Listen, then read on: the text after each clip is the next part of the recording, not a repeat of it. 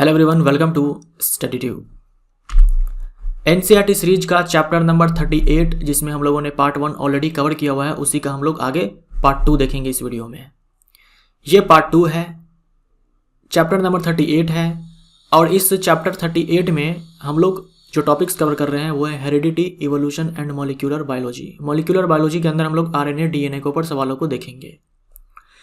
ये हमारा पार्ट 2 है। इसके बाद एक और पार्ट आएगा, पार्ट 3। मैंने आपसे कहा था कि 2 ही पार्ट्स आएंगे, लेकिन इसमें एक और पार्ट आएगा। उस पार्ट में हम लोग केवल इवोल्यूशन के ऊपर सवालों को देखेंगे, विकास के ऊपर सवालों को देखेंगे। इस पूरे चैप्टर में 130 से भी ज़्यादा सवाल मैं आपको करवाने वाला हूं, जिसमें कि 60 सवाल तो हम लोग ऑलरेडी कवर कर चुके हैं पार्ट 1 में। आज हम लोग 100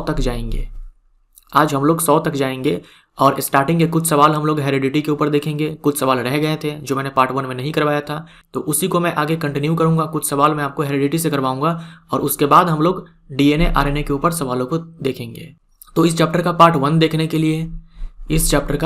देखने के लिए या फिर एनसीईआरटी सीरीज के अंदर मैंने जितने भी चैप्टर्स करवाए हैं उन सबको देखने के लिए आप हमारे चैनल के प्लेलिस्ट को चेक कर सकते हो।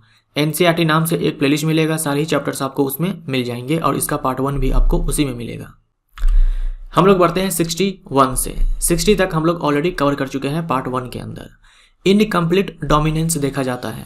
इनकम्प्लीट डोमिनेंस क्या होता है, को डोमिनेंस क्या होता है, लिंकेज क्या होता है, मल्टीपल एलील्स क्या होते हैं, इन सब के बारे में मैं आपको ऑलरेडी बता चुका हूं पार्ट 1 के अंदर। तो आप इन सारे ही टर्म्स को अगर जानना चाहते हैं तो पार्ट 1 जाकर के पहले देखो, उसके बाद आप इसको देखना। इनकम्प्लीट डोमिनेंस यानी कि अपूर्ण प्रभाविता, ये देखा जाता है 4 o'clock प्लांट के अंदर, स्नैपड्रैगन फ्लावर के अंदर, एंडालुसियन फाउल में। इनमें से सभी ये जो 4 o'clock प्लांट है, इसका वैज्ञानिक नाम आपके लिए इंपॉर्टेंट है, मिराबिलिस जलापा। मान लीजिए आपसे सवाल पूछ दे कि इनकम्प्लीट डोमिनेंस किस में देखा जाता है, वहां 4 o'clock प्लांट ना होकर के मिराबिलिस जलापा दे सकता है आपको, तो इसके लिए आप तैयार रहें, मिराबिलिस जलापा। स्नैपड्रैगन फ्लावर को डॉग फ्लावर भी कहा जाता है, डॉग फ्लावर भी कहा जाता है, और एंडालुसियन फाउल ये है डॉग फ्लावर। कोडोमिनेंस देखा जाता है, हमारे ब्लड के अंदर एबीओ जो ब्लड ग्रुप होता है उसमें कोडोमिनेंस देखा जाता है और उसी में मल्टीपल एलील्स देखे जाते हैं। डॉग फ्लावर यानी कि स्नैपड्रैगन फ्लावर, इसके अंदर इनकम्प्लीट डोमिनेंस देखा जाता है, और मिराबिलिस जलापा ये वैज्ञानिक नाम है 4 o'clock प्लांट का, जिसके अंदर इनकम्प्लीट डोमिनेंस देखा जाता है। लिंकेज देखा जाता है, ड्रोसोफिला के अंदर। ए हमारा राइट आंसर हो जाएगा। ड्रोसोफिला, ये है ड्रोसोफिला, इसे फ्रूट फ्लाई भी कहा जाता है, फ्रूट फ्लाई। ड्रोसोफिला को फ्रूट फ्लाई भी कहा जाता है। ये जो आप प्लांट देख रहे हो, ये प्लांट है स्वीट पी का, स्वीट पी। ये वो वाला पी नहीं है जो हम लोग खाते हैं। हम लोग जो पी खाते हैं उसे हम लोग गार्डन पी भी बोलते हैं, और उसका वैज्ञानिक नाम होता है पाइसम सटाइवम, पाइसम सटाइवम। ये बिल्कुल अलग है। ये जो स्वीट पी है इसका वैज्ञानिक नाम होता है लेथाइरस ओडोरेटस, लेथाइरस ओडोरेटस। ये मैं आपको इसलिए बता रहा हूं, लिंकेज की खोज सबसे पहले इसी प्लांट से हुआ था। लिंकेज की खोज जो है सबसे पहले इसी प्लांट से हुआ था, लेथाइरस ओडोरेटस यानी कि स्वीट पी प्लांट के अंदर हुआ था। बाद में टीएच मॉर्गन ने ड्रोसोफिला के अंदर लिंकेज की खोज की थी, लेकिन इससे पहले जो वैज्ञानिक थे जिन्होंने लिंकेज की खोज की, बटेसन एंड पुनेट, उन्होंने स्वीट पी प्लांट के अंदर लिंकेज को खोजा था। लिंकेज की खोज किसने की? लिंकेज की खोज की बटेसन एंड पुनेट ने। कौन से प्लांट के अंदर की, ये भी आपको ध्यान में रखना है। स्वीट पी जिसका वैज्ञानिक नाम होता है लेथाइरस ओडोरेटस। सेक्स लिंकेज की खोज किसने की? आपसे पूछे सिंपली लिंकेज की खोज किसने की, आंसर आपका बटेसन एंड पुनेट होगा। लेकिन पूछ दे सेक्स लिंकेज की खोज किसने की, तो आंसर आपका टीएच मॉर्गन हो जाएगा, टीएच मॉर्गन हो जाएगा, वो भी ड्रोसोफिला के अंदर। सेक्स लिंकेज कहने का मतलब ये हुआ कि जो सेक्स क्रोमोजोम होता है, उसके अंदर लिंकेज इन्होंने देखा था ड्रोसोफिला के अंदर। लेकिन लिंकेज की खोज सबसे पहले की बटेसन एंड पुनेट ने स्वीट पी प्लांट के अंदर। इनकम्प्लीट डोमिनेंस की खोज किसने की? इनकम्प्लीट डोमिनेंस की खोज की कार्ल कॉरेंस ने। डी हमारा राइट आंसर, ये कार्ल कॉरेंस है। और कौन से प्लांट के अंदर? मिराबिलिस जलापा के अंदर। मिराबिलिस जलापा बोले तो 4 o'clock प्लांट के अंदर, इसके अंदर। क्रोमोजोमल थ्योरी ऑफ इनहेरिटेंस, अनुवांशिकता का गुणसूत्र सिद्धांत या फिर वंशागति का क्रोमोजोम सिद्धांत किसने दिया? ये दिया सट्टन एंड बोवेरी ने। बी हमारा right answer, Sutton and Boveri ने।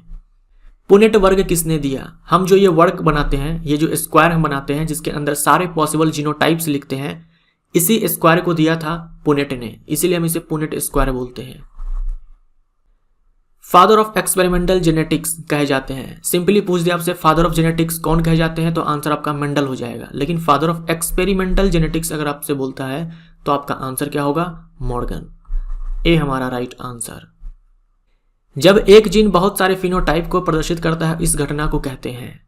जनरली एक जीन एक कैरेक्टर को दिखाता है, जनरली एक जीन एक कैरेक्टर को दिखाता है। जैसे मान लीजिए कोई जीन H है, ये हाइट को कंट्रोल करता है, ये हाइट को कंट्रोल करता है, यानी ये लंबा करेगा प्लांट को या फिर छोटा करेगा प्लांट को। एक जीन जो केवल कलर को कंट्रोल करता है, स्किन के कलर को। एक जीन होता है जो केवल बालों के रंग को कंट्रोल करता है। लेकिन मान लीजिए कोई ऐसा जीन है, मान लीजिए कोई ऐसा जीन है जो कई सारे कैरेक्टर्स को कंट्रोल कर रहे हैं, यानी कई सारे फिनोटाइप वो दिखा रहा है।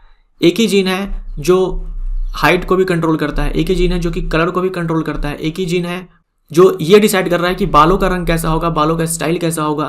तो इस घटना को हम लोग बोलते हैं प्लियोट्रॉपी। प्लियोट्रॉपी याद रखना है आपको। इसके अंदर क्या होगा? एक जीन कई सारे कैरेक्टर्स को कंट्रोल करते हैं, एक जीन कई सारे फिनोटाइप्स दिखाते हैं, ये भी आप बोल सकते हो। और ये जो जीन है इसे हम लोग बोलते हैं प्लियोट्रॉपिक जीन। क्या बोलेंगे? Pleiotropic gene. जो जीन कई सारे फिनोटाइप्स दिखाते हैं उसे हम लोग प्लियोट्रॉपिक जीन कहते हैं। पॉलीप्लॉइडी किसके परिवर्तन के परिणाम स्वरूप होता है? पॉलीप्लॉइडी ये होता है नंबर ऑफ क्रोमोजोम्स के कारण, नंबर ऑफ क्रोमोजोम्स के कारण। जैसे हम मनुष्यों के अंदर, ह्यूमंस के अंदर अगर हम बात करें तो 46 क्रोमोजोम्स होते हैं, 46 क्रोमोजोम्स होते हैं, यानी कि 23 क्रोमोजोम्स के 2 सेट्स होते हैं, 23 क्रोमोजोम्स के 2 सेट्स होते हैं। हम लोग के अंदर 23 क्रोमोजोम्स बराबर 1 सेट होता है, तो टोटल 46 होते हैं। तो 23 के 2 सेट्स होते हैं, इसीलिए हम लोग बोलते हैं कि हम लोग क्या है? डिप्लॉइड है, यानी हम लोगों के अंदर जो सेल्स हैं वो क्या है? डिप्लॉइड है। डिप्लॉइड यानी कि इनमें क्रोमोजोम्स के 2 सेट्स हैं। वही अगर हम बात करें स्पर्म के अंदर और फीमेल के अंदर, एग के अंदर, तो इसमें आप जानते हो कि 23 क्रोमोजोम्स ही होते हैं। ठीक है, 23 क्रोमोजोम्स ही होते हैं, यानी कि हैप्लॉइड होते हैं। स्पर्म एंड एग, शुक्राणु और अंडाणु, ये हैप्लॉइड होते हैं। तो हम इसे सिंपली N से डिनोट करते हैं। यहाँ प्लॉइडी नंबर 2 है, यहाँ प्लॉइडी नंबर 1 है। हो सकता है कोई जीव ऐसा हो सकता है कि कोई जीव ऐसा हो जिसके अंदर टोटल 3 सेट्स हो, हम उसे ट्रिप्लॉइड बोलेंगे। हो सकता है उसके अंदर 4 सेट्स हो क्रोमोजोम के अंदर, तो उसे हम 4N से डिनोट करते हैं, 5N से डिनोट करेंगे अगर 5 सेट्स हो तो यहाँ देखो प्लॉइडी नंबर 3 है, यहाँ प्लॉइडी नंबर 4 है, यहाँ प्लॉइडी नंबर 5 है। यहाँ पर क्या हो रहा है कि नंबर ऑफ क्रोमोजोम्स बढ़ रहे हैं, नंबर ऑफ क्रोमोजोम्स यहाँ पर बढ़ रहे हैं। तो जब 2 से ज़्यादा हो जाता है हम उसे पॉलीप्लॉइडी बोल देते हैं। ये सारे जो केसेस हैं ये पॉलीप्लॉइडी के केस हैं। तो यही आपसे पूछा गया था इसमें। किसी जनसंख्या में कुल जीनों का योग क्या कहलाता है? किसी जनसंख्या में, किसी पॉपुलेशन में जो जीन्स होते हैं उनके सम को हम लोग जीन पूल कहते हैं। सी हमारा राइट आंसर। और जंपिंग जीन क्या होता है? जो डीएनए मोबाइल होता है। मोबाइल मतलब जो डीएनए एक स्थान से दूसरे स्थान तक ट्रैवल करता है उसे हम लोग मोबाइल डीएनए बोलते हैं, और इसी को हम लोग जंपिंग जीन भी कहते हैं। जब एक जीन की जोड़ी किसी दूसरे जोड़ी के प्रभाव को दबा देती है उस प्रक्रिया को कहते हैं, इसे कहा जाता है एपिस्टेसिस। एपिस्टेसिस कहा जाता है। देखिए ये तो आप जानते हैं कि हाइट को कंट्रोल करने वाले जो जीन हैं इनके 2 एलील्स कैपिटल T और स्मॉल t है, यानी एक ही जीन के ये 2 एलील्स हैं। इसमें आप ये भी जानते हो कि एक जीन दूसरे को दबा देता है, यानी कि उसको सप्रेस कर देता है और अपने आप को दिखाता है, तो उसे हम डोमिनेंट बोलते हैं, और जिसको सप्रेस करता है उसे हम लोग रिसेसिव बोल देते हैं। तो यहां तक तो बातें सामान्य थी कि हाँ 2 एलील्स में से एक एलील दूसरे को दबा देगा। लेकिन मान लीजिए बाहर से कोई जीन आ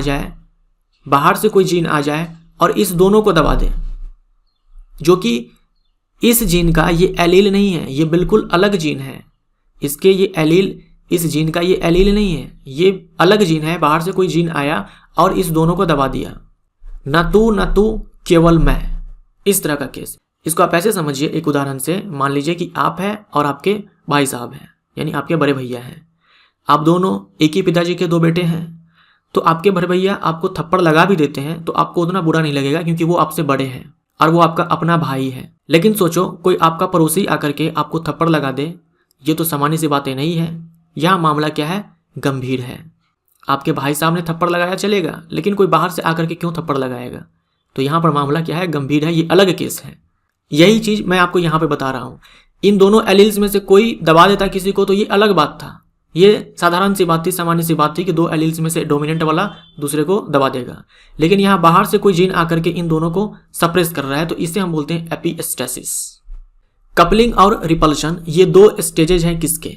कपलिंग और रिपल्शन ये 2 स्टेजेज है लिंकेज के अंदर। ए हमारा राइट आंसर। और कपलिंग एंड रिपल्शन ये दोनों स्टेजेज की खोज की थी मॉर्गन ने, टीएच मॉर्गन, जो अभी आपने देखा था। सेक्स लिंकेज की खोज इन्होंने की थी। अब हम लोग देखते हैं अनुवांशिक विकार को, जेनेटिक डिसऑर्डर को। जेनेटिक डिसऑर्डर हम लोग पहले भी देख चुके हैं ह्यूमन डिजीज वाले चैप्टर के अंदर। यहां पर इस चैप्टर के अंदर पढ़ना होता है, तो मैं आपको एक बार फिर से ये बता रहा हूं, इंपॉर्टेंट है। एक एक डिजीज जो आप यहां पर देखेंगे उसको दिमाग में बैठा करके रखना है, उसको अच्छे से आप याद रखिएगा, ताकि कम से कम आप ये कंठस्थ हो कि हाँ ये सारी बीमारियां हैं जो कि अनुवांशिक बीमारी है। आपसे पूछ दे तो आप उसका सही उत्तर दे पाओ। जेनेटिक डिसऑर्डर्स को 2 पार्ट्स के अंदर बांटते हैं, मेंडेलियन डिसऑर्डर और क्रोमोजोमल डिसऑर्डर। अंतर क्या होता है? मेंडेलियन डिसऑर्डर के अंदर जो बीमारी है वो केवल एक जीन के कारण होती है, यानी क्रोमोजोम होता है, क्रोमोजोम के अंदर डीएनए होता है, क्रोमोजोम होता है, क्रोमोजोम के अंदर डीएनए होता है, डीएनए के कोडिंग वाले सेगमेंट को हम लोग जीन बोलते हैं। कई सारे जीन्स होंगे, किसी एक जीन के अंदर कोई म्यूटेशन हो गया जो कि हार्मफुल है, या फिर किसी तरह का उसमें बदलाव हो गया, तो जो बीमारी होती है उसे हम लोग मेंडेलियन बीमारी कहते हैं। क्रोमोजोमल डिसऑर्डर के अंदर क्या होगा, पूरे क्रोमोजोम के अंदर प्रॉब्लम होगा। एक क्रोमोजोम या फिर एक से ज्यादा क्रोमोजोम या तो क्या हो, गायब ही हो जाए, या फिर वो संख्या में अधिक हो जाए, या फिर वो अबनॉर्मल हो जाए, असामान्य हो जाए। सामान्य जैसा होना चाहिए वैसा नहीं है, वो असामान्य हो चुका है, अबनॉर्मल अरेंजमेंट हो जाए, तो हम इसे क्रोमोजोमल डिसऑर्डर बोलेंगे। यहाँ अंदर आपको समझ में आ रहा है, यहाँ एक जीन के अंदर लोचा था, यहाँ पूरे क्रोमोजोम के अंदर ही लोचा है। अब जो मेंडेलियन डिसऑर्डर्स है इसको भी 2 पार्ट्स के अंदर फर्दर बांट दिया गया, सेक्स क्रोमोजोमल और autosomal Mendelian disorder. Sex chromosomal और ऑटोजोमल मेंडेलियन डिसऑर्डर्स, इन दोनों में अब क्या अंतर है?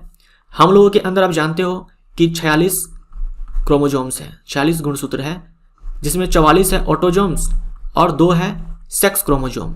अगर सेक्स क्रोमोजोम के अंदर जो जीन प्रेजेंट है इसमें अगर प्रॉब्लम है और बीमारी हो जाती है तो उसे हम सेक्स क्रोमोजोमल डिसऑर्डर बोलेंगे मेंडेलियन डिसऑर्डर के अंदर। अगर इस 44 के अंदर कोई प्रॉब्लम है, इस 44 के अंदर किसी भी क्रोमोजोम के अंदर जो जीन है अगर उसमें कोई लोचा है और उससे कोई बीमारी हो रही है तो उसे हम बोलेंगे ऑटोजोमल डिसऑर्डर मेंडेलियन डिसऑर्डर के अंदर, क्योंकि यहाँ हम एक जीन की बात कर रहे हैं। जिस भी जीन के अंदर प्रॉब्लम है वो अगर इस वाले के अंदर है तो सेक्स क्रोमोजोमल, और इस वाले के अंदर है, इस 44 के अंदर है तो ऑटोजोमल। यहाँ जो मैंने एक्स लिखा हुआ है इसका मतलब सेक्स क्रोमोजोमल है, ठीक है, इस एक्स का मतलब सेक्स क्रोमोजोमल है। पहला है हीमोफीलिया। हीमोफीलिया को हम लोग ब्लीडर्स डिजीज भी बोलते हैं, ब्लीडर्स डिजीज। इसके अंदर क्या होता है? इसके अंदर होता यह है कि ब्लड क्लॉट नहीं होता है। इसके अंदर क्या होगा? ब्लड क्लॉट, यानी ब्लड का क्लॉटिंग जो है नहीं होगा, ब्लड क्लॉट नहीं कर पाएगा, जिसके कारण होगा ये कि छोटा मोटा भी बॉडी पे कट लग जाएगा तो वहां से बहुत सारा ब्लड फ्लो होगा, वो ब्लड रुकने का नाम ही नहीं लेगा और फ्लो होता रहेगा, बहता रहेगा, तो ब्लड क्लॉटिंग नहीं हो पाता है। कलर ब्लाइंडनेस के अंदर क्या होगा? कलर ब्लाइंडनेस के अंदर जो मरीज होगा वो रेड और ग्रीन जो 2 कलर्स हैं इनके बीच में वो अंतर नहीं कर पाएगा कि ये रेड कलर है या फिर ग्रीन कलर है, रेड ग्रीन में ये अंतर नहीं कर पाएगा। ऑटोजोमल के अंदर आ जाओ, फेनाइलकीटोन्यूरिया। फेनाइलकीटोन्यूरिया के अंदर व्यक्ति को आर्थराइटिस हो सकता है और मेंटल रिटार्डेशन हो सकता है, मेंटल रिटार्डेशन हो सकता है, यानी कि गठिया हो सकता है और मानसिक दुर्बलता हो सकता है। सिकल सेल एनीमिया में क्या होता है? देखो एनीमिया लिखा हुआ है, इसके अंदर एनीमिया हो जाएगा। सिकल सेल एनीमिया में क्या होता है? जो आरबीसी का शेप होता है वो सिकल टाइप का हो जाता है। जनरली ये होता है इस तरह से होता है, ओवल शेप होता है, लेकिन सिकल सेल एनीमिया में क्या होगा, सिकल शेप टाइप का हो जाएगा आरबीसी, जिसके कारण जो इसके पास क्षमता था ऑक्सीजन को कैरी करने का, यानी पहले ज़्यादा ऑक्सीजन को कैरी करता था, अब क्या है कि ये कम ऑक्सीजन को कैरी कर रहा है और यहाँ पर एनीमिया हो जाता है। सिस्टिक फाइब्रोसिस, सिस्टिक फाइब्रोसिस के अंदर आप ध्यान रखेंगे कि पैनक्रियाज अफेक्ट होता है इसके अंदर, यानी कि अग्नाशय अफेक्ट होता है, अग्नाशय प्रभावित होता है। सिस्टिक फाइब्रोसिस के अंदर जो सोडियम आयन है, जो क्लोरीन आयन है, जो सोडियम आयन है, जो क्लोरीन आयन है, ये बॉडी के अंदर एब्जॉर्ब नहीं हो पाता है, अवशोषित नहीं हो पाता है, जिसके कारण मरीज का जब पसीना निकलता है तो वो काफ़ी ज़्यादा नमकीन होता है। थैलेसीमिया, थैलेसीमिया के अंदर भी अनीमिया हो जाएगा, थैलेसीमिया के अंदर भी अनीमिया हो जाएगा। इसमें क्या होता है, हीमोग्लोबिन के अंदर जो ग्लोबिन प्रोटीन होता है, जो ग्लोबिन प्रोटीन होता है ये कम बनता है। हीमोग्लोबिन बनाने के लिए हीम चाहिए और ग्लोबिन प्रोटीन चाहिए, तो ग्लोबिन प्रोटीन अगर कम बनेगा तो हीमोग्लोबिन कम बनेगा, हीमोग्लोबिन कम बनेगा, अनीमिया हो जाएगा। उसके बाद है एल्जाइमर्स डिजीज। एल्जाइमर्स डिजीज जिस व्यक्ति को होता है वो व्यक्ति हमेशा कन्फ्यूज रहता है, उसकी यादाश्त कमज़ोर हो जाती है, उनके अंदर सोचने की, समझने की, कोई डिसीजन लेने की जो क्षमता है वो कम हो जाती है एल्जाइमर्स डिजीज के अंदर। हंटिंगटन्स डिजीज, हंटिंगटन्स डिजीज में क्या होगा, जब व्यक्ति अपने मिडिल एज में होगा, यानी 25 वर्ष, 30 वर्ष, 35, 40 इस उम्र में होगा, तभी से उसके ब्रेन का जो टिश्यू है, मस्तिष्क का जो ऊतक है वो क्षय होने लगता है, यानी कि धीरे धीरे वो मरने लगता है, डिग्रेड होने लगता है। उसके बाद गाउचर्स डिजीज और मायोटोनिक डिस्ट्रॉफी, इन दोनों का बस आप नाम ध्यान में रखो। तो ये 10 डिजीज हैं, जेनेटिक डिसऑर्डर्स हैं, अनुवांशिक बीमारियां हैं, वो भी कौन से, मंडेलियन डिसऑर्डर, मंडेलियन बीमारी। उसके बाद है क्रोमोजोमल डिसऑर्डर्स, यहाँ पूरे क्रोमोजोम का ही लोचा होगा, पूरे क्रोमोजोम का ही लोचा होगा। टोटल 46 क्रोमोजोम्स होते हैं, जिसमें 44 ऑटोजोम्स होते हैं प्लस 2 सेक्स क्रोमोजोम्स होते हैं। तो अगर इस 44 के अंदर प्रॉब्लम है उसे हम बोलेंगे ऑटोजोमल डिसऑर्डर्स, क्रोमोजोमल डिसऑर्डर्स के अंदर। अगर इस सेक्स क्रोमोजोम के अंदर प्रॉब्लम है तो हम इसे बोलेंगे सेक्स क्रोमोजोमल डिसऑर्डर्स। देखते हैं बारी बारी से सबके बारे में। डाउन्स सिंड्रोम, डाउन्स सिंड्रोम को हम लोग ट्राइसोमी 21 भी बोलते हैं। यहाँ पर क्या होता है, जो 21 नंबर का क्रोमोजोम होता है, देखो टोटल 23 पेयर होते हैं ना क्रोमोजोम्स के, 23 पेयर होते हैं, यानी हर एक क्रोमोजोम पेयर में होगा। तो जो 21 नंबर का क्रोमोजोम है ये भी क्या होगा, पेयर में होगा। लेकिन डाउन सिंड्रोम के अंदर क्या होगा, जो 21 नंबर का क्रोमोजोम है इसका एक एक्स्ट्रा कॉपी बन जाएगा, यानी अब ये संख्या में 2 न रहेगा, 3 हो जाएगा। ये हो जाएगा डाउन सिंड्रोम के अंदर। इसे हम ट्राइसोमी 21 बोलते हैं, क्योंकि यहाँ 3 क्रोमोजोम्स हो चुके हैं 21 नंबर के क्रोमोजोम के अंदर। उसके बाद एडवर्ड्स सिंड्रोम, एडवर्ड्स सिंड्रोम को हम लोग ट्राइसोमी 18 भी बोलते हैं। सेम कॉन्सेप्ट यहाँ पर लगाएंगे। 18वें नंबर का जो क्रोमोजोम है उसमें एक एक्स्ट्रा कॉपी बन चुका है, यानी वो भी जो 18 नंबर का क्रोमोजोम है वो भी संख्या में 3 हो चुके हैं। पटाउज सिंड्रोम के अंदर क्या होगा, इसे हम लोग ट्राइसोमी 13 बोलते हैं, मतलब 13 नंबर का जो क्रोमोजोम है उसमें एक एक्स्ट्रा पेयर बन चुका है। उसके बाद क्राई डुकैट सिंड्रोम या फिर क्राई डुचैट सिंड्रोम, इसके अंदर क्या होगा, इसके अंदर शॉर्ट आर्म, क्रोमोजोम का जो शॉर्ट आर्म होता है वो डिलीट हो जाता है, वो टूट जाता है। कौन से क्रोमोजोम के अंदर, 5th क्रोमोजोम के अंदर, 5वें नंबर के गुणसूत्र के अंदर जो शॉर्ट आर्म है वो टूट जाता है, डिलीट हो जाता है। उसके बाद आ जाओ क्लाइनफेल्टर्स सिंड्रोम के अंदर, क्योंकि ये सेक्स क्रोमोजोमल डिसऑर्डर है तो इसके अंदर आप देखना सेक्स क्रोमोजोम जो होते हैं उनके अंदर लोचा होगा। क्लाइनफेल्टर्स सिंड्रोम या फिर बोल दो लाइनफेल्टर्स सिंड्रोम मेल के अंदर होता है। जनरली आप जानते हो मेल के अंदर कैरियोटाइप होता है 44+XY, ये होता है।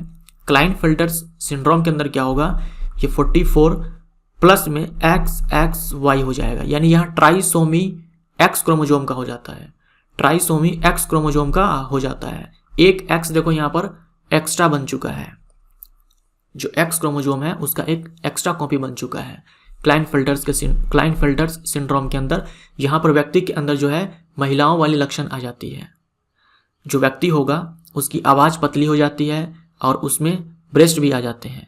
टर्नर्स सिंड्रोम ये महिलाओं के अंदर होगा। महिलाओं के अंदर जनरली जो क्रोमोजोम्स होते हैं वो 44+XX ये होते हैं। इसमें क्या होगा, एक X गायब हो जाएगा, यानी 44+X ही रहेगा, 44 प्लस एक्स ही रहेगा, 2x में से एक x जो है गायब हो जाएगा। इसे बोलते हैं टर्नर्स सिंड्रोम। वेब्ड नेक, वेब्ड नेक, वेब्ड नेक ये टर्नर्स सिंड्रोम का सिम्टम है। सुपर फीमेल, सुपर फीमेल के अंदर क्या होगा? सुपर फीमेल के अंदर 44 प्लस एक्स जो जनरली होता है महिलाओं के अंदर, ये ना होकर के एक एक्स एक्स्ट्रा हो सकता है, एक और एक्स हो सकता है, एक और एक्स हो सकता है, यानी एक्स क्रोमोसोम्स जो है वो उसके कई सारे कॉपीज बन जाते हैं, उसके कई सारे कॉपीज बन जाते हैं। जैकॉब्स सिंड्रोम जिसे हम लोग सुपर मेल भी बोलते हैं, यहाँ क्या होगा? 44 प्लस एक्स वाई जनरली ये होता है, लेकिन यहाँ वाई क्रोमोसोम्स के कई सारे कॉपीज बन सकते हैं, वाई क्रोमोसोम्स के कई सारे कॉपीज बन सकते हैं। जैकॉब्स सिंड्रोम या फिर बोल दो सुपर मेल, ये बीमारी है। इस बीमारी को हम लोग एक और नाम से जानते हैं, क्रिमिनल सिंड्रोम, क्रिमिनल सिंड्रोम। तो ये सारी बीमारियां हैं जो आपने देखे, 8 यहां पर देखे आपने, और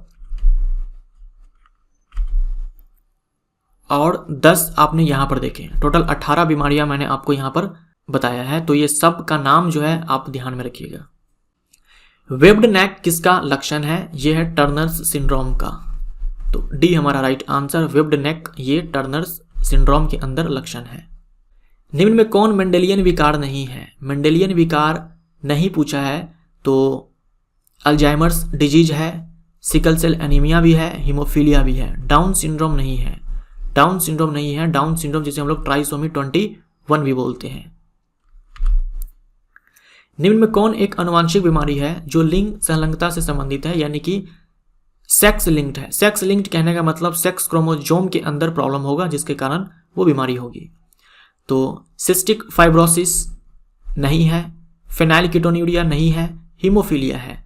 सी हमारा राइट आंसर हो जाएगा, हीमोफीलिया है। थैलेसीमिया भी नहीं है। इनकरेक्ट मैच को चूज करना है। डाउन सिंड्रोम को ट्राइसोमी 21 बोलते हैं, एडवर्ड सिंड्रोम को हम ट्राइसोमी 18 बोलते हैं, पटाउट सिंड्रोम को ट्राइसोमी 13 बोलते हैं। ये सारे के सारे सही है। सुपर फीमेल के अंदर एनीमिया हो जाएगा, ये जरूरी नहीं है। डी हमारा राइट आंसर, यानी सुपर फीमेल का सिम्टम नहीं है एनीमिया। ये हो भी सकता है, नहीं भी हो सकता है। अगर एनीमिया हुआ भी तो सुपर फीमेल के कारण नहीं होगा, किसी और प्रॉब्लम के कारण हो जाएगा।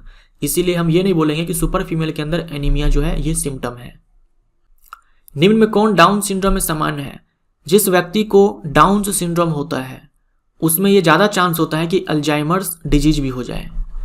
ठीक है, तो बी हमारा राइट आंसर हो जाएगा। अल्जाइमर्स डिजीज उन व्यक्तियों में होने का ज़्यादा चांस होता है जो ऑलरेडी डाउन सिंड्रोम से ग्रसित है। किस बीमारी से पीड़ित व्यक्ति में अत्यधिक नमकीन पसीना होता है? इस बीमारी में क्या होता है, जो सोडियम आयन होता है, जो क्लोरीन आयन होता है, ये बॉडी के अंदर एब्जॉर्ब नहीं हो पाता है, अवशोषित नहीं हो पाता है, पसीने से ये बाहर आने लगता है। इसीलिए पसीना जो है सॉल्टी हो जाता है, क्योंकि NaCl मिलकर के सोडियम क्लोराइड बनाता है। तो ये कौन सी बीमारी है? Cystic fibrosis. किस आनुवांशिक बीमारी में यकृत एंजाइम फेनाइल एलानिन, यहाँ लॉ होगा, ठीक है, फेनाइल एलानिन हाइड्रोक्सीलेज की कमी हो जाती है? देखिए, यकृत द्वारा एक एंजाइम बनाया जाता है जिसका नाम है ये फेनाइल एलानिन हाइड्रोक्सीलेज। इसका काम होता है फेनाइल एलानिन जो अमीनो एसिड है इसको कन्वर्ट करना टायरोसिन अमीनो एसिड में। ये इसका काम होता है इस एंजाइम का, जो कि लीवर बना रहा है। जनरली फेनाइल एलानिन अमीनो अम्ल को टायरोसिन अमीनो अम्ल में ये जो एंजाइम है ये कन्वर्ट करता है। जब ये एंजाइम कम बनता है लीवर के द्वारा, तब ये जो फेनाइल एलानिन है ये कन्वर्ट होने लग जाता है फेनाइल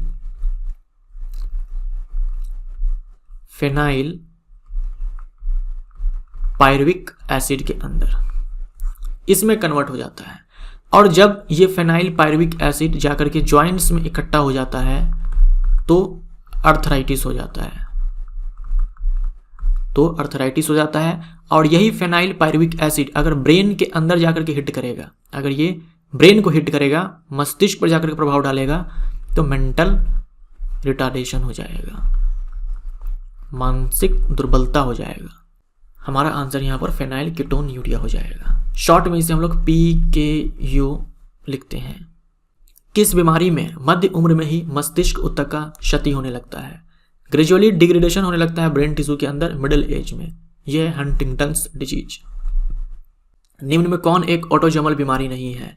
कौन एक ऑटोजोमल बीमारी नहीं है? तो ये है कलर ब्लाइंडनेस। यह है sex chromosomal disorder, Mendelian disorder के अंदर। फाइनली जो हमारा टॉपिक था हेरिडिटी, ये समाप्त हो चुका है। अब हम लोग मॉलिक्यूलर बायोलॉजी को समझते हैं और उस पर आधारित सवालों को करेंगे। मॉलिक्यूलर बायोलॉजी जिसके अंदर हम लोग आरएनए डीएनए के ऊपर सवालों को देखेंगे। न्यूक्लिक एसिड, न्यूक्लिक एसिड है, अमीनो एसिड नहीं है। यह है न्यूक्लिक एसिड, अमीनो अम्ल नहीं है, अमीनो एसिड नहीं है। ये चीज सबसे पहले आप ध्यान में रखें। न्यूक्लिक एसिड की खोज की फ्रेडरिक मिशर ने। ये फ्रेडरिक मिशर है, तो इन्होंने खोज की न्यूक्लिक एसिड की, फ्रेडरिक मिशर ने। लेकिन ये नाम जो न्यूक्लिक अम्ल है ये इन्होंने नहीं दिया, ये दिया ऑल्टमैन ने। इन्होंने जब न्यूक्लिक एसिड की खोज की तब उन्होंने इसे न्यूक्लिन कहा। फ्रेडरिक मिशर ने क्या कहा था? न्यूक्लिक एसिड को न्यूक्लिन कहा था। बाद में इस न्यूक्लिन का नामकरण किया गया और कहा न्यूक्लिक अम्ल। किसने? ऑल्टमैन ने। न्यूक्लिक एसिड्स के एग्जाम्पल्स डीएनए, आरएनए। जो आप डीएनए जानते हो, जो आप आरएनए जानते हो, वही है न्यूक्लिक एसिड, क्योंकि इसके नाम में छुपा हुआ है डीऑक्सीराइबोन्यूक्लिक एसिड, राइबोन्यूक्लिक एसिड। जो न्यूक्लिक एसिड्स होते हैं जैसे कि डीएनए, आरएनए, ये न्यूक्लियोटाइड का बहुलक होता है। ये पॉलीमर होता है किसका? न्यूक्लियोटाइड्स का। न्यूक्लिक एसिड पॉलीमर होता है न्यूक्लियोटाइड्स का। हम लोग अभी समझेंगे थोड़ी देर बाद कि न्यूक्लियोटाइड क्या होता है। न्यूक्लिक एसिड जो है ये 3 चीज़ों से मिलकर के बना होता है। न्यूक्लिक एसिड 3 चीज़ों से मिलकर बना होता है। Pentose sugar, nitrogen base, phosphoric acid. Pentose sugar यहाँ पर 2 प्रकार के हो सकते हैं, राइबोज शुगर और डीऑक्सीराइबोज शुगर। राइबोज शुगर आपको आरएनए के अंदर मिल जाएगा, डीऑक्सीराइबोज शुगर आपको डीएनए के अंदर मिल जाएगा। हम लोग बोलते हैं ना राइबो न्यूक्लिक एसिड, तो राइबो हम इसीलिए बोलते हैं क्योंकि उसके अंदर राइबोज शुगर होता है, और डीऑक्सीराइबो न्यूक्लिक एसिड इसलिए बोलते हैं क्योंकि उसके अंदर शुगर डीऑक्सीराइबोज होता है। नाइट्रोजन बेसिस, नाइट्रोजन बेसिस भी 2 प्रकार के होते हैं, प्यूरिन्स एंड पायरिमिडिन्स। कौन कौन से होते हैं? प्यूरिन्स और पायरिमिडिन्स। प्यूरिन्स के अंदर एडेनिन, गुआनिन, ये दोनों होंगे। पायरिमिडिन्स के अंदर साइटोसिन, थाइमिन, यूरासिल। चाहे आरएनए हो चाहे डीएनए हो, 4 नाइट्रोजन बेसिस आपको मिलेंगे, जिसमें प्यूरिन्स तो फिक्स ही है।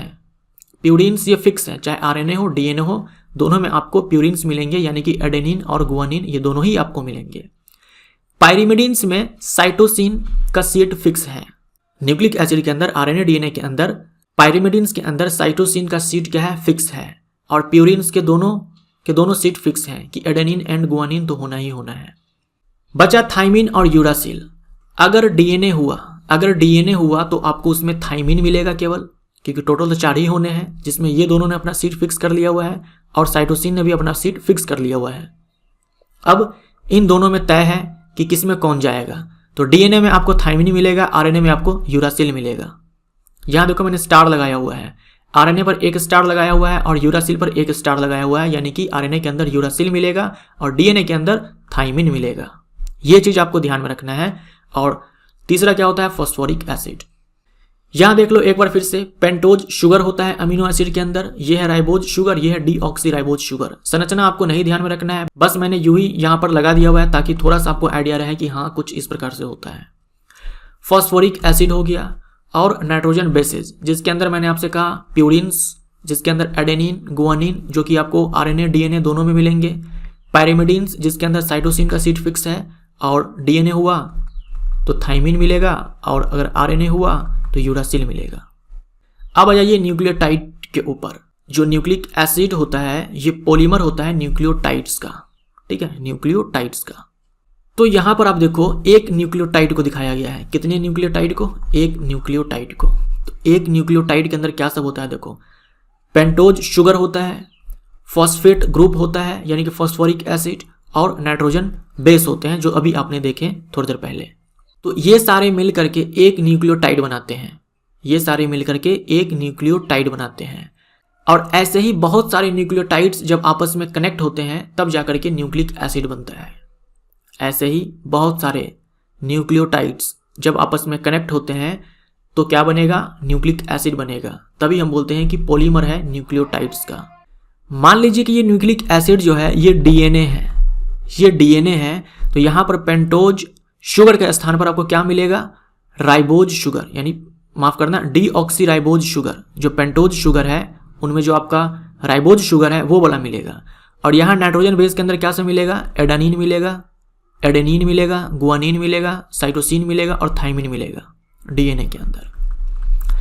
मान लीजिए कि ये न्यूक्लिक एसिड अगर आरएनए बनता है तो पेंटोज शुगर में आपको क्या मिलेगा, राइबोज शुगर, ठीक है, राइबोज शुगर। और नाइट्रोजन बेस के अंदर क्या मिलेगा, एडानिन, गुआनिन, साइटोसिन, ये तीनों तो मिलेंगे ही। और थाइमिन के स्थान पर यहाँ पर आपको यूरासिल मिलेगा आरएनए के अंदर। ये अंतर आपको ध्यान में रखना है। अब यहाँ देखिए, पेंटोज शुगर और नाइट्रोजन बेस के बीच में जो बॉन्ड होता है उसे बोलते हैं ग्लाइकोसिडिक बॉन्ड। और फॉस्फेट ग्रुप और पेंटोज शुगर के बीच में जो बॉन्ड होता है इसे हम बोलते हैं फॉस्फोडाइएस्टर बॉन्ड। ध्यान में रखना है आपको। अब देखिए, न्यूक्लिक एसिड का जो स्केलेटन होता है, स्केलेटन बोल दे या फिर बैक बोन बोल दे, रीढ़ की हड्डी, एक न्यूक्लिक अम्ल के अंदर रीढ़ की हड्डी हम किसे बोलते हैं, इसे बोलते हैं। यानी फॉस्फेट ग्रुप और पेंटोज शुगर का जो चैन होता है, हम लोग अभी आगे देखेंगे चैन को, जो चैन होता है फॉस्फेट ग्रुप और पेंटोज शुगर का, उसे हम बोलते हैं रीढ़ की हड्डी न्यूक्लिक एसिड के अंदर। बैकबोन बोला जाता है इस चैन को। कौन से चैन को, फॉस्फेट ग्रुप और पेंटोज शुगर के चैन को। स्केलेटन बोल दो, कंकाल बोल दो न्यूक्लिक एसिड का, या फिर बैकबोन बोल दो न्यूक्लिक एसिड का। यानी कभी आपसे पूछा जाए कि डीएनए का बैकबोन हम किसे बोलते हैं, तो फॉस्फेट ग्रुप और पेंटोज शुगर का जो चैन होता है, कड़ी होता है, उसे हम बोलते हैं। अब देखो, एक और वर्ड होता है इससे मिलता जुलता, न्यूक्लियोसाइड। न्यूक्लियोसाइड ये क्या होता है, जो आपका न्यूक्लियोटाइड है, न्यूक्लियोसाइड बराबर क्या हो जाएगा, जो आपका न्यूक्लियोटाइड है इसमें से जो आपका फॉस्फेट ग्रुप है उसको आप घटा दो। यानी केवल ये वाला जो पार्ट है आपका, केवल ये वाला जो आपका पार्ट है, ये इसे बोलेंगे न्यूक्लियोसाइड। तो न्यूक्लियोटाइड में से आप फॉस्फेट ग्रुप को हटा दो, भगा दो, तब वो हो जाएगा न्यूक्लियोसाइड। न्यूक्लिक एसिड जो कि दो प्रकार के हैं, डीएनए, आरएनए। कुछ बातों को हम लोग यहाँ पर समझते हैं। डीएनए का full form deoxyribo nucleic acid होता है। ये डबल स्टैंडर्ड होता है, यानी कि दोहरी कुंडली युक्त होता है। डीएनए में 2 कुंडलियां होती हैं। कुछ अपवाद के रूप में हो सकते हैं जिसमें एक ही कुंडली आपको मिलेगा, लेकिन मैक्सिमम डीएनए में, ज़्यादातर डीएनए जो होते हैं वो डबल स्टैंडर्ड होते हैं। डीएनए की खोज की फ्रेडरिक मिशर ने। थोड़ी देर पहले आपने देखा कि फ्रेडरिक मिशर ने न्यूक्लिक एसिड की खोज की थी, जिसे उन्होंने न्यूक्लिन कहा था। तो वो जो न्यूक्लिक एसिड था, या फिर बोल दो वो जो न्यूक्लिन था, वो एक्चुअल में डीएनए था। ये बाद में पता लगा कि ये डीएनए है, लेकिन था वो डीएनए। तो इसलिए हम बोलते हैं कि जो डीएनए है इसकी खोज की फ्रेडरिक मिशर ने। नाम डीएनए किसने दिया, जैकारिस ने। जो नाम है डीएनए ये दिया जैकारिस ने। और डीएनए का जो डबल हेलिक्स स्ट्रक्चर है, और ये स्ट्रक्चर दिया था वाटसन एंड क्रिक ने। 2 वैज्ञानिक का नाम है वाटसन एंड क्रिक। इन्होंने डीएनए का डबल हेलिक्स मॉडल दिया था। और नाइट्रोजन बेस के अंदर आपने देखा एडेनिन गुआनिन साइटोसिन और थाइमिन।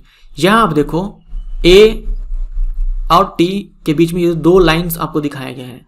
ये क्या बता रहा है हमें, ये बता रहा है कि इन दोनों के बीच में 2 हाइड्रोजन बॉन्ड्स हैं। ये चीज़ आप ध्यान रखिएगा। एडेनिन प्यूरिन है, थाइमिन पाइरिमिडीन है, और इन दोनों के बीच में कौन सा बॉन्ड है, हाइड्रोजन बॉन्ड है। यहाँ पर 2 हाइड्रोजन बॉन्ड्स हैं। और यहाँ देखो साइटोसिन और गुआनिन में, जो साइटोसिन है ये आपका पाइरिमिडीन है, जो गुआनिन है ये प्यूरिन है। इन दोनों के बीच में हाइड्रोजन बॉन्ड होगा। और कितने हाइड्रोजन बॉन्ड्स हैं, 3 हाइड्रोजन बॉन्ड्स हैं। अब आते हैं आरएनए के ऊपर। राइबो न्यूक्लिक एसिड आरएनए का फुल फॉर्म होता है। ये सिंगल स्टैंडर्ड होता है, यानी इसमें केवल एक ही स्टैंड होगा, एक ही कुंडली होती है इसके अंदर। ये अलग बात है, कुछ अपवाद के रूप में आपको मिल जाएंगे जिसमें कि 2 स्टैंड्स मिलेंगे। नाइट्रोजन बेस के अंदर यहाँ देखो एडेनिन गुआनिन साइटोसिन ये तो होंगे ही। इसमें थाइमिन के स्थान पर क्या होगा, यूरासिल होगा। फिर से वही बात, एडेनिन प्यूरिन है, यूरासिल पाइरिमिडीन है। इन दोनों के बीच में 2 हाइड्रोजन बॉन्ड्स हैं। साइटोसिन जो कि पाइरिमिडीन है, गुआनिन जो कि प्यूरिन है, और इन दोनों के बीच में 3 हाइड्रोजन बॉन्ड्स होते हैं। आरएनए 3 प्रकार के होते हैं, एमआरएनए, टीआरएनए, आरआरएनए। एमआरएनए का मतलब होता है मैसेंजर आरएनए। इसका काम होता है न्यूक्लियस के अंदर जो डीएनए होता है वहां से मैसेज को लेकर के जाना राइबोसोम के पास। वहां से मैसेज को किसके पास ले जाएगा, साइटोप्लाज्म जो राइबोसोम होता है उसके पास। हम लोग बोलते हैं ना कि डीएनए के पास क्या है, कोड्स होते हैं प्रोटीन बनाने के लिए। डीएनए के पास कोड्स होते हैं प्रोटीन बनाने के लिए, तो उसी कोड को लेकर के ये एमआरएनए जाएगा राइबोसोम के पास, क्योंकि उसी कोड के अंदर वो सारी सूचनाएं हैं कि प्रोटीन किस प्रकार की बनानी है। वो सूचनाएं राइबोसोम को जाकर के ये दे देगा कि भाई साहब ये लो, सारी सूचनाएं इसके अंदर है, आपको ऐसा ऐसा प्रोटीन बनाना है। आप जानते हो प्रोटीन बनाने के लिए अमीनो एसिड चाहिए होता है, अमीनो अम्ल चाहिए प्रोटीन बनाने के लिए। ये अमीनो अम्ल कौन लाएगा? ये लाएगा ट्रांसफर आरएनए। टीआरएनए का मतलब ट्रांसफर आरएनए। तो एमआरएनए सूचना लेकर के आया कि ऐसा प्रोटीन बनना है।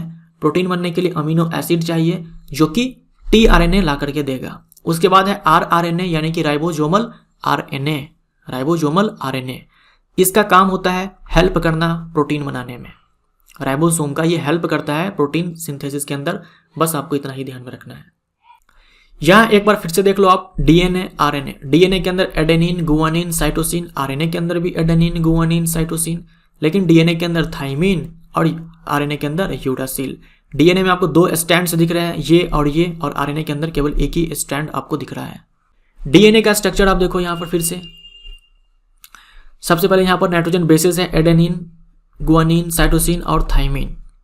यहां आप ध्यान से देखिए, ये आपका फॉस्फेट ग्रुप हो गया, ये पेंटोज शुगर हो गया, और ये नाइट्रोजन बेस, वो भी कौन सा? साइटोसिन। ये पूरा एक न्यूक्लियोटाइड कहलाएगा, हम लोगों ने थोड़ी देर पहले देखा था। ऐसे ही यहां पर देखो एक दूसरा न्यूक्लियोटाइड है, ऐसे ही यहां पर देखो एक तीसरा न्यूक्लियोटाइड है, ऐसे ही यहां पर देखो एक चौथा न्यूक्लियोटाइड है। ऐसे बहुत सारे न्यूक्लियोटाइड्स जब आपस में मिलते हैं तब जाकर के न्यूक्लिक एसिड बनता है। क्योंकि यहां पर नाइट्रोजन बेस के अंदर साइटोसिन, एडेनिन, गुआनिन, थाइमिन है, तो यहां पर ये डीएनए का स्ट्रक्चर हो गया। और पेंटोज शुगर के अंदर डीऑक्सीराइबोज शुगर होगा। तो ये सारे जो चैन है ना, ये एक स्टैंड बनाएगा। ये 2 स्टैंड्स आप देख रहे हो यहां पर, ये है और ये है, इसमें ये और ये। तो ये जो लेफ्ट साइड में आप देख रहे हो, ये वाला जो चैन है न्यूक्लियोटाइड का, ये एक स्टैंड बनाएगा। फिर इधर भी वही देखो एक चैन है, ये दूसरा वाला स्टैंड बनाएगा। इसीलिए बोलते हैं कि डीएनए के अंदर 2 स्टैंड्स होते हैं। और यहां देखो साइटोसिन और गुआनिन के बीच 3 हाइड्रोजन बॉन्ड्स हैं, एडेनिन, थाइमिन के अंदर 2 हाइड्रोजन बॉन्ड्स हैं। तो यहां पर आपको हाइड्रोजन बॉन्ड्स दिखाए गए हैं।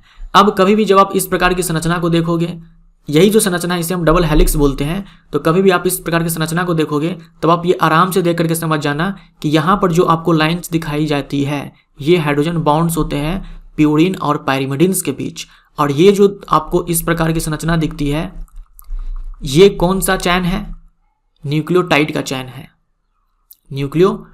चैन है। ये बहुत सारे न्यूक्लियोटाइड्स मिलकर के ये चैन का निर्माण कर रहे हैं। और इसमें ये वाला जो चैन है केवल ये यानी कि फॉस्फेट ग्रुप और पेंटोज शुगर, ये सारे जो चैन मिलकर के यहां पर बना रहे हैं ना, इसी को बोलते हैं skeleton of the DNA. Skeleton of DNA यानी बोल सकते हो आप डीएनए का बैकबोन। डीएनए का बैकबोन कौन सा चैन है? ये वाला चैन, पेंटोज शुगर और फॉस्फेट ग्रुप का जो चैन है, इसी को हम लोग बोलते हैं बैकबोन ऑफ डीएनए। मान लो अगर आरएनए होता तो हम लोग बैकबोन ऑफ आरएनए बोल देते हैं। यानी ये जो चैन आप देखते हो इसमें यही होता है बैकबोन। यही क्या होता है? बैकबोन। अगर ये टूट गया समझो डीएनए खत्म हो चुका है, डिस्ट्रॉय हो चुका है। अब देखिए डीएनए से एमआरएनए का बनना, हम लोग बोलते हैं ना डीएनए से आरएनए का बनना ट्रांसक्रिप्शन कहलाता है।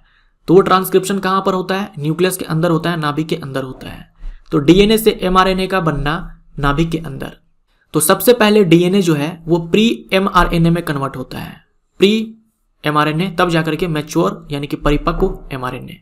तो डीएनए के पास 2 तरह के सेगमेंट्स होते हैं, 2 तरह के खंड होते हैं, एक कोडिंग खंड और दूसरा जो कोडिंग खंड नहीं होता है। कोडिंग खंड को ही हम लोग जीन बोल देते हैं और कोडिंग खंड को ही हम लोग एक्सॉन बोलते हैं। यहां देख रहे हो आप एक्सॉन। तो डीएनए ही क्या होता है? एमआरएनए में कन्वर्ट होता है। सबसे पहले प्री एमआरएनए में कन्वर्ट होता है। डीएनए के पास जो कोडिंग वाला खंड था हम उसे यहां पर एक्सॉन बोलते हैं, और जो कोडिंग वाला खंड नहीं था उसे हम लोग इंट्रॉन बोलते हैं। कोडिंग खंड ही है जिसके पास सूचनाएं हैं कि किस तरह के प्रोटीन बनने हैं राइबोसोम के पास। यानी ये जो इंट्रॉन है ये नॉन कोडिंग पार्ट है और ये जो एक्सॉन है ये कोडिंग पार्ट है। अब क्या होगा, ये जो प्री mRNA है ये मैच्योर mRNA में कन्वर्ट हो जाएगा, इसे बोलते हैं स्प्लाइसिंग, इसे बोलते हैं स्प्लाइसिंग। आपको क्या अंतर दिख रहा है, यहाँ पर आपको अंतर ये दिख रहा है कि जो इंट्रॉन्स है ये यानी कि ये वाला, ये जो इंट्रॉन्स है दो, ये अब गायब हो चुके हैं, ये अब गायब हो चुके हैं। तो स्प्लाइसिंग में क्या होता है कि एक्सॉन और इंट्रॉन ये अलग हो जाते हैं, ये दोनों अलग हो जाते हैं, फिर जाकर के वो सारे एक्सॉन्स यानी सारे कोडिंग वाले पार्ट्स जो होते हैं वो आकर के जुड़ जाते हैं। अब हम इसे मैच्योर mRNA बोलेंगे। तो यहाँ पर हुआ क्या कि डीएनए था जो कन्वर्ट हो चुका है mRNA में, इसी को हम लोग ट्रांसक्रिप्शन बोलते हैं। क्या बोलते हैं? ट्रांसक्रिप्शन बोलते हैं। और ये जो ट्रांसक्रिप्शन है ये कहाँ पर होता है? नाभिक के अंदर होता है। यानी mRNA का बनने तक की जो कहानी है वो नाभिक के अंदर होता है। अब ये mRNA जो है साइटोप्लाज्म के अंदर आएगा और राइबोसोम के पास जाएगा। साइटोप्लाज्म बोले तो कोशिका द्रव्य में आएगा। ट्रांसक्रिप्शन को हम लोग अनुलेखन बोलते हैं, अनुलेखन बोलते हैं हिंदी में। अब एक और शब्द है सेंट्रल डोग्मा। सेंट्रल डोग्मा क्या होता है? देखो आप, डीएनए है, डीएनए का रेप्लिकेशन यानी डीएनए अपना कॉपी बनाएगा, उसके बाद डीएनए का ट्रांसक्रिप्शन, उसके बाद ट्रांसलेशन, आरएनए से प्रोटीन का बनना, ट्रांसलेशन। इस पूरी बात को हम लोग सेंट्रल डोग्मा बोलते हैं। इस पूरी बात को हम क्या बोलते हैं? सेंट्रल डोग्मा बोलते हैं। सेंट्रल डोग्मा के अंदर क्या सब आएगा? डीएनए का रेप्लिकेशन आएगा, डीएनए का ट्रांसक्रिप्शन आएगा और ट्रांसलेशन आएगा, आरएनए से प्रोटीन का बनना। इन सब को हम लोग एक साथ सेंट्रल डोग्मा बोलते हैं। याद कीजिए, एचआईवी के अंदर आपने पढ़ा था कि रिवर्स ट्रांसक्रिप्टेज नाम का एंजाइम होता है एचआईवी के अंदर, जो आरएनए को डीएनए में कन्वर्ट करता है।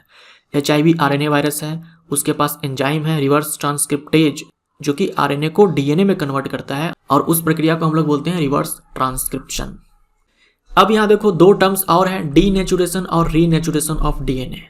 डीनेचुरेशन और रीनेचुरेशन क्या होता है? यहाँ पर देखिए, ये आप समझ चुके हो कि ये दो स्टैंड्स हैं न्यूक्लियोटाइड्स के। यहाँ पर आपको पिक्चर दिखाया गया है, दो डीएनए है, दो डीएनए है जो कि अपने नेटिव स्टेट में है, यानी कि वो अपने नॉर्मल अवस्था में है। अब इसको गर्म किया गया, टेम्परेचर को बढ़ाया गया, हीट दिया गया। टेम्परेचर को बढ़ाने से क्या हुआ? यहाँ पर देखो, जो बॉन्ड्स बने थे नाइट्रोजन बेसेस के बीच में, जो बॉन्ड्स बने थे वो टूट चुके हैं। आप समझ रहे हो? ये जो बॉन्ड्स बने थे यहाँ पर, हाइड्रोजन बॉन्ड्स जो यहाँ पर बने थे ये अब टूट चुके हैं। हाइड्रोजन बॉन्ड्स ये ज़्यादा मजबूत बॉन्ड्स नहीं होते हैं। जो हाइड्रोजन बंध है वो मजबूत बंध नहीं होता है, वो कमजोरी होता है, गर्म करने से ये टूट जाते हैं। तो यहाँ पर इसको गर्म किया गया और ये सारे हाइड्रोजन बॉन्ड्स जो है अब वो टूट चुके हैं। इस प्रक्रिया को बोलते हैं डीनेचुरेशन। वापस से क्या करो? इन सब को ठंडा कर दो, ये वापस से बॉन्ड बना लेते हैं। इस प्रक्रिया को हम लोग बोलते हैं रीनेचुरेशन। डीएनए को गर्म करो, हाइड्रोजन बॉन्ड्स टूट जाते हैं, डीनेचुरेशन कहलाएगा। वापस से ठंडा कर दो, बॉन्ड्स फिर से बन जाएंगे, रीनेचुरेशन कहलाएगा। तो ये एक ऑप्टिमम टेम्परेचर होता है, यानी अपना एक लिमिट में टेम्परेचर दिया जाता है ताकि केवल हाइड्रोजन बॉन्ड्स ही टूटे। मान लीजिए टेम्परेचर बहुत ही ज़्यादा हाई कर दिया जाए, बहुत ही ज़्यादा हाई कर दिया जाए लंबे टाइम के लिए, तो पता है क्या होगा? जो बैकबोन कहलाता है डीएनए का, जो बैकबोन कहलाता है या फिर स्केलेटन जो डीएनए का कहलाता है, ये वाला जो चैन है, ये वाला जो चैन है pentose sugar and phosphate group का, जो ये जो चैन है ये भी टूट जाएगा। अगर ये टूट गया मतलब डीएनए डिस्ट्रॉय हो गया, डीएनए जो है अब वो खत्म हो चुका है। इसीलिए एक लिमिट में टेम्परेचर दिया जाता है ताकि केवल हाइड्रोजन बॉन्ड्स ही टूटे, बैकबोन ना टूटे। अब आते हैं सवालों के ऊपर। न्यूक्लिक अम्ल या न्यूक्लियोटाइड बना होता है पेंटोज शुगर से, नाइट्रोजन बेस से, फॉस्फोरिक एसिड से। डी हमारा राइट आंसर। डीएनए में शर्करा है, डीएनए में पूछा है तो डीएनए में कौन सा शर्करा होता है? Deoxyribose sugar, deoxyribose sugar. But यहाँ पर आपको सिंपली बताना है हेक्सोज है, पेंटोज है, ट्राइयोज है, कौन है? Pentose sugar. पेंटोज शुगर मतलब समझ रहे हो ना, 5 कार्बन वाला शुगर। नाइट्रोजन युक्त क्षार के आधार पर डीएनए आरएनए से किस प्रकार भिन्न है? तो इस प्रकार भिन्न है कि डीएनए में थाइमिन होता है और आरएनए में यूरासिल होता है। तो थाइमिन हमारा राइट आंसर हो जाएगा, क्योंकि ये 3 तो आरएनए में भी होता है, डीएनए में भी होता है। डीएनए में थाइमिन होता है जो कि आरएनए में नहीं होता है। नाइट्रोजन क्षार को केवल डीएनए में, नाइट्रोजन क्षार जो केवल डीएनए में पाया जाता है, यहाँ डीएनए को काट देना, और लिख लेना यहाँ पर आर। नाइट्रोजन क्षार जो केवल आरएनए में पाया जाता है, केवल आरएनए में पाया जाता है, वह है यूरासिल। सेंट्रल डोग्मा किसने दिया था? किसने दिया ये? टेमिन एंड बाल्टीमोर ने। टेमिन एंड बाल्टीमोर ये दो वैज्ञानिक के नाम हैं। डीएनए का कोडिंग खंड क्या कहलाता है? डीएनए का कोडिंग खंड क्या कहलाएगा? एक्सॉन। डी हमारा राइट आंसर, एक्सॉन। डैश के पहचान के लिए डीएनए फिंगरप्रिंटिंग का उपयोग किया जाता है। आप अक्सर देखते होंगे मूवीज के अंदर या फिर किसी भी वेब सीरीज के अंदर, किसी शो के अंदर कि डीएनए टेस्ट करवाया जाता है। हमें पता लगाना है कि चोरी किसने की, डीएनए टेस्ट करवा लो। हमें पता लगाना है कि मर्डर किसने किया, पता लगाना है कि रेप किसने किया, डीएनए टेस्ट करवा लो। ये पता करना है किसी बच्चे का बाप कौन है, डीएनए टेस्ट करवाओ। तो डीएनए टेस्ट जो होता है ये वही है, डीएनए फिंगरप्रिंटिंग। तो इसका उपयोग चोर को पकड़ने के लिए, अभिभावक का पता लगाने के लिए, बलात्कारी को पकड़ने के लिए, इन सब के लिए किया जाता है। और ये जो डीएनए फिंगरप्रिंटिंग तकनीक है इसको विकसित किया था एलेक जेफरीज ने। प्रयोगशाला में सबसे पहले डीएनए का संश्लेषण किसने किया? सबसे पहले डीएनए को किसने बनाया लैब के अंदर? आंसर होगा कॉर्नबर्ग। बी हमारा राइट आंसर। यहां पर एक चीज ध्यान रखिएगा, ये पहले प्रियोरिटी आप रखेंगे। मान लीजिए कॉर्नबर्ग आपको विकल्प में दिख जाए तो आप इसको टिक मार देना, लेकिन कॉर्नबर्ग मान लो नहीं दिखा और खुराना आपको दिख जाए तब आप इसको टिक मारेंगे। तो पहले नंबर पर आप रखेंगे कॉर्नबर्ग को। अगर कॉर्नबर्ग हुआ तो आप इसको टिक मार देना, अगर ये नहीं हुआ तो आप खुराना को टिक मार देना। डीएनए का डबल हेलिक्स मॉडल किसने दिया? ये दिया वाटसन और क्रिक ने।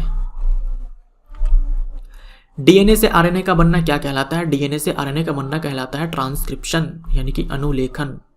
डॉक्टर हरगोविंद खुराना को किसके लिए नोबेल पुरस्कार मिला? डॉक्टर हरगोविंद खुराना को नोबेल प्राइज मिला था जेनेटिक कोड की खोज के लिए। डीएनए का हाइड्रोफिलिक स्वभाव डैश के कारण होता है। डीएनए का हाइड्रोफिलिक स्वभाव जो है, हाइड्रोफिलिक नेचर जो है, ये फॉस्फेट ग्रुप के कारण होता है। हाइड्रोफिलिक नेचर का मतलब ये हुआ कि जल में डिजॉल्व हो जाएगा, घुल जाएगा। डीएनए जो है ये वाटर में डिजॉल्व हो जाएगा, जल में घुल जाएगा। ऐसा इसलिए क्योंकि उसके पास फॉस्फेट ग्रुप है। प्रतिलिपि क्रिया में, यहां पर प्रतिलिपि क्रिया का मतलब है अनुलेखन, यानी कि ट्रांसक्रिप्शन। तो ट्रांसक्रिप्शन में डीएनए का जो दोनों स्ट्रैंड्स होते हैं उसको कौन अलग करता है? देखो ट्रांसक्रिप्शन में क्या होता है, डीएनए से एमआरएनए बनता है न्यूक्लियस के अंदर, ये चीज तो आप समझे। डीएनए जो कि डबल स्ट्रैंड्स हैं, डीएनए में डबल स्ट्रैंड्स हैं, जबकि एमआरएनए में एक ही स्ट्रैंड है, एक ही कुंडली है। तो इन दोनों कुंडलियों को अलग किसने किया? इन दोनों कुंडलियों को अलग करने वाला एक एंजाइम होता है जिसे बोलते हैं हेलिकेज। सी हमारा राइट आंसर। डॉली नामक विश्व के प्रथम क्लोन जानवर कौन है? क्लोन का मतलब होता है एग्जैक्ट 100% कॉपी। क्लोन का मतलब होता है एग्जैक्ट कॉपी, वो भी जीन के लेवल पर, यानी पूरा जो जेनेटिक कोड भी होगा वो भी कॉपी हो जाएगा। तो सबसे पहले जो जानवर जिसका क्लोन बनाया गया, जिसका नाम डॉली था, वो है भेड़। अब है इनकरेक्ट मैच को चूज करना। मादा मधुमक्खी को वर्कर कहा जाता है, मादा मधुमक्खी को रानी भी कहा जाता है। तो जो फीमेल बी है, मादा मधुमक्खी होती है, उसे वर्कर और रानी दोनों कहा जाता है। नर मधुमक्खी को ड्रोन कहा जाता है। उसके बाद है बांझ मादा मधुमक्खी वर्कर, ये गलत हो जाएगा। मादा मधुमक्खी है तो हम उसे वर्कर बोल सकते हैं, बांझ होना जरूरी नहीं है। डी हमारा राइट आंसर। तो ये हमारा पार्ट 2 यहाँ पर समाप्त होता है। मिलते हैं अगले पार्ट में, पार्ट 3 में, जिसमें हम लोग इवोल्यूशन के ऊपर सवालों को देखेंगे।